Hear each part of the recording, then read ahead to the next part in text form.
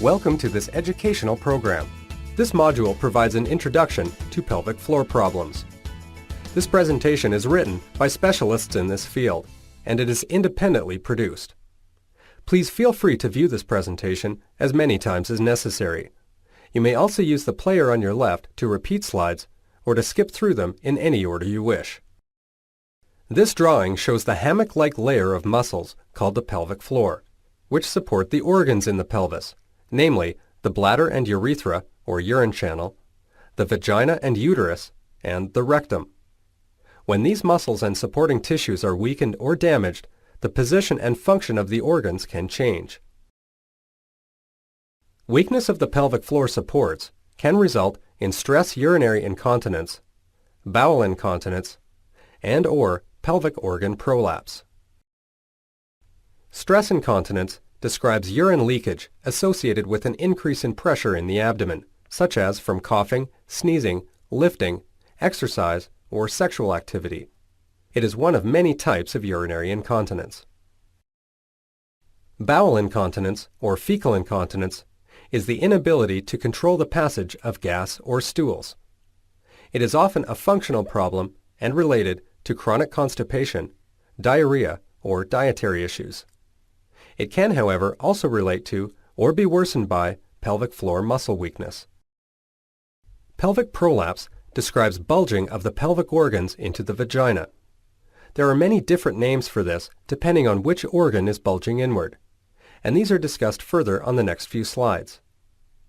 Symptoms of prolapse will depend on the organ involved as well as the severity of the defect. These may include a sense of bulging or pressure in the vagina, pain, difficulty urinating, or difficulty emptying the rectum with bowel movements. A cystocele occurs when the bladder drops down into the vagina. When the uterus or womb drops down, this is called uterine prolapse.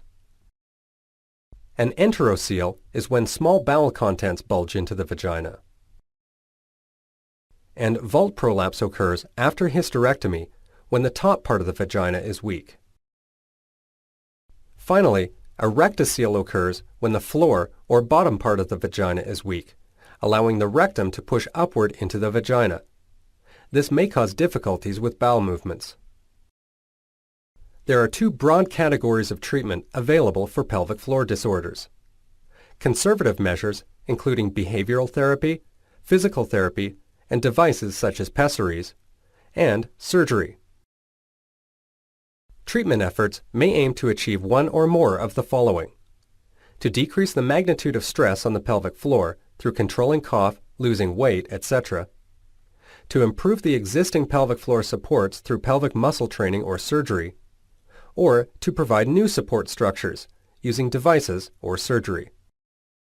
It is important to understand that whether one chooses physical therapy or surgery for their condition, other measures must be undertaken to achieve success and ensure lasting results.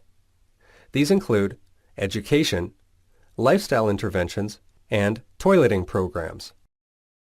Education is the cornerstone of all treatment measures. It is important to understand normal pelvic floor anatomy and function, what your condition is, what your treatment options are and how they work, and what the expectations of those treatment options are. Without this proper understanding, treatment may fall short of its potential. We applaud you for viewing this educational presentation and encourage you to make a lifelong commitment to your personal health and wellness education. There are many simple lifestyle changes that one can make which can have a big impact on pelvic floor problems. These include fluid and dietary modifications, smoking cessation, weight loss, regulating bowel habits, and physical exercise. As a general rule, fluid restriction is not advisable as a means of dealing with incontinence or pelvic floor problems. It is best to try to cycle a large volume of more dilute urine through the bladder. The recommendation is to take in at least 6 to 8 cups of fluid daily, mostly water, to keep well hydrated. Selective fluid restriction is appropriate in certain situations as indicated by your physician. If you have not already heard enough reasons to stop smoking, you may be surprised to hear that cigarette smoking has quite harmful effects on the bladder and pelvic floor. Smokers are 2.5 times more likely to experience urinary incontinence than non-smokers, and all types of incontinence are increased. This occurs for many reasons. Products of cigarette smoke may directly cause overactive bladder symptoms, such as frequent and urgent urination, and they are certainly irritating to nerve cells in the lining of the bladder. Furthermore, smoking weakens the pelvic floor both directly by reducing blood flow there and indirectly by causing chronic coughing, which stretches and weakens these supports. Finally, perhaps most importantly, smoking is the single most important risk factor for bladder cancer. Obesity increases the risk of stress incontinence, prolapse, and bladder infections. Increased downward pressure on the pelvic floor leads to weakness of these supports and pressure on the bladder, while poor hygiene in obese women may result in bladder infections. Obesity may also cause diabetes, which, among its many harmful effects on health, can cause further bladder problems. Poor bowel habits are often overlooked as a cause of bladder and pelvic floor problems. Chronic constipation and straining to pass stools weakens the pelvic floor, causing stress incontinence and prolapse. Regardless of what pelvic floor problem you may experience, it is recommended that steps be taken to improve your bowel habits. These include increasing fluid intake, increasing fiber intake, and regulating your bowel habits. Your family physician or a dedicated nurse or therapist can assist you with such a program. Proper bowel habits include an adequate fluid intake, at least 30 milliliters per kilogram of body weight, a diet high in fruits, vegetables, and grains such as lentils and flax, and a regular time for bowel movement and obeying the urge to have a bowel movement. If these measures are not effective, an individual approach with medication should be developed in consultation with your physician or nurse. Other measures which can improve bladder and pelvic health include a regular exercise program, controlling a chronic cough, and regular visits to your physician. Regular exercise improves one's overall health and sense of well-being. It also promotes proper hydration, which can improve bladder and bowel function. It promotes blood flow to the bladder and pelvic floor, and it improves overall muscle strength and endurance. Chronic cough, such as with smoking, asthma, or acid reflux, also causes chronically increased pressure in the pelvis, which both weakens the pelvic floor and leads to more leakage episodes. These conditions need to be addressed with the help of your physician, and many successful treatments exist. Finally, regular visits to your doctor can help to monitor these and other important related health issues, such as diabetes, neurologic conditions, menopause, and mobility problems. Pelvic floor muscle training focuses on increasing awareness and strength of the pelvic floor supports.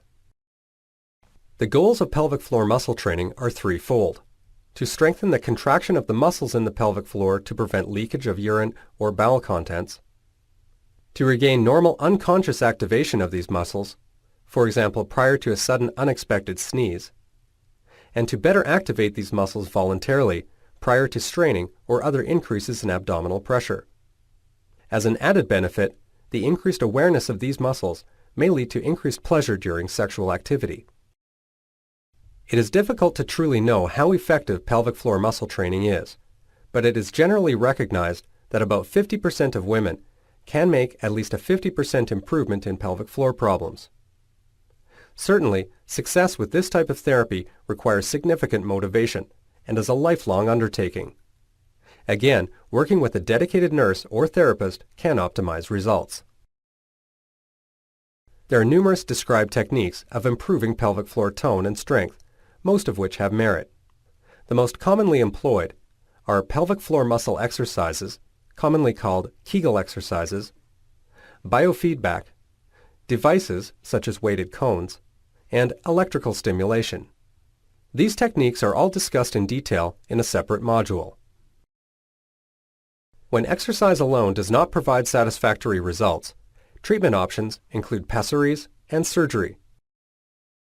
Pessaries are plastic or silicone devices that are inserted into the vagina to provide some support of the vaginal walls. Pessaries are most often used to treat prolapse. However, they can be used to treat urinary incontinence as well. As there are many different kinds and sizes of pessary, it is critical to have them properly fitted by your doctor or a trained professional. They should be removed and cleaned regularly. Pessaries have the advantages of being a simple treatment that avoids any surgical intervention. For some women with incontinence only, they can be convenient, as they can be used only in certain situations when they know that leakage might occur. They are also relatively inexpensive, and they are safe. The major downside of pessaries is that they require careful fitting, and some women simply cannot find one that is comfortable, stays in the vagina well, and effectively treats their condition. Compared to surgery, pessaries cannot cure the underlying problem, so they are less often recommended for younger women. Finally, and surprisingly perhaps, pessaries can occasionally worsen urinary leakage by unkinking a urethra that has been partially kinked off by some associated vaginal prolapse. Hormone therapy is required in postmenopausal women to protect the vaginal lining and prevent irritation from the pessary. Surgical treatment is an option when one's condition is severe or not responding to other measures. It is important to know that there are dozens of surgical options available, and every individual situation is different. It is also important to understand the risks and expectations of whichever treatment you choose. As noted, there are numerous surgical techniques described to treat pelvic floor disorders. There are traditional open operations, where larger incisions are made, and laparoscopic techniques, where surgery is done through telescopes placed into the body. Some surgeries are performed entirely through the vagina, while others are done through the abdomen. There are now so-called minimally invasive techniques using meshes or graft material to provide support. These materials are placed through smaller incisions than traditional techniques and avoid the use of numerous stitches to provide support. Finally, in some women, it may be appropriate to simply close off the vagina, whereas in most others, surgery aims to restore the normal anatomy. Having said all of this, there are obviously many factors that come into play to determine the operation chosen for any individual patient. These include their age, the severity of their condition, the types of defects present, the experience and preference of their surgeon, data on the long-term results of each technique, and the resources available to the surgeon. For most patients, excellent results can be achieved with surgery. However, as mentioned, it is important to have a clear understanding of the expectations. Many women, especially undergoing newer procedures, may mistakenly think that surgery is a slam dunk and recovery will be very quick. In fact, full recovery may take weeks or months to achieve as the healing process takes place, so one must be patient afterwards. Secondly, how one defines success can vary significantly. A perfect result, with complete cure of all symptoms and restoration of the vagina to its 20-year-old appearance, may not be a reasonable expectation for most women, especially with severe defects. The surgeon's goal is to improve symptoms and function and to improve a patient's overall quality of life. Finally, understand that unfortunately, even when an excellent result is achieved, it may not last forever. Surgery does not eliminate the need to maintain other pelvic health measures detailed in this presentation lifelong. These can help maintain a lasting result. At the time of writing this presentation, unfortunately, there is still no perfect operation with guaranteed long-lasting results, and no one knows for sure just what the single best operation for an individual patient is. As with any operation, there are possible risks with pelvic floor surgery. The details of potential risks will vary depending on the operation and your situation. This slide simply gives an overview of some of the common possible risks. In the operating room, there is always the rare potential for bleeding and injury to other structures. After surgery, risks include infection, erosion if a mesh or graft was used, shortening or narrowing of the vagina, pain with intercourse, bladder symptoms such as more frequent urination or difficulty emptying, and recurrence of the problem months or years later. In summary, the pelvic floor supports the pelvic organs, namely the bladder, uterus, and rectum. Weakness of these supports can cause urinary or bowel incontinence and/or prolapse of the pelvic organs. Conservative measures and pelvic floor muscle training are the first line of prevention and treatment of these problems. When the situation is more severe or has not responded to simple measures, pessaries or surgery are considered next. When considering treatment, it is important to understand its goals and expectations. For the vast majority of women, successful treatment should be expected. These resources may help you find further information or support about your condition. This is just a sample of modern references discussing pelvic floor problems available at your local library.